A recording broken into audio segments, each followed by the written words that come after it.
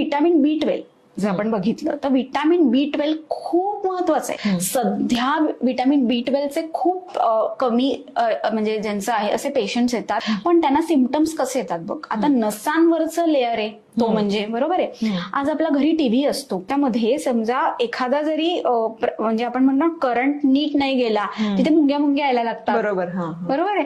तसंच आपल्या शरीरात होतं. विटॅमिन B12 कमी झालं की आपल्याला हातापायात मुंग्या येतात. अच्छा. हो ना. म्हणजे हे लक्षण आहे की तिथपर्यंत तो प्रवाह नीट होत नाहीये. जे ब्रह्मांड आहे ते पिंडी आहे, जे बाहेर आहे ते आत आहे. सो विटॅमिन B12 कमी असल्यावर पहिले आपल्याला काय जाणवतं की आपल्या हातापायात मुंग्या येतात, नमनेस जाणवतो.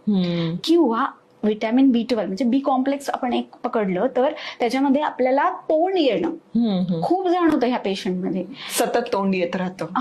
की B12 कमी. मग आपल्याला कळतं की अरे तोंड येतं म्हणजे B12 एकदा चेक करून बघायला पाहिजे. किंवा कधी कधी आपल्याला असं चक्कर करते ह्या पेशंट्सना. सर्वायकल स्पॉन्डिलायटिस आपण जे म्हणतो त्याच्यामधल्या काही नर्व्ह जे असतात ते आपल्या डोक्यापर्यंत म्हणजे सगळीकडे हे जाळं असतं ना. मग ते जरी आपलं कमी असेल तरी चक्कर करते, थकवा जाणवतो, नैराश्य, डिप्रेशन. कारण नर्वस सिस्टीम, सेंट्रल नर्वस सिस्टीमचं ऍक्ट नीट होण्यासाठी विटॅमिन B12 मदत करतं.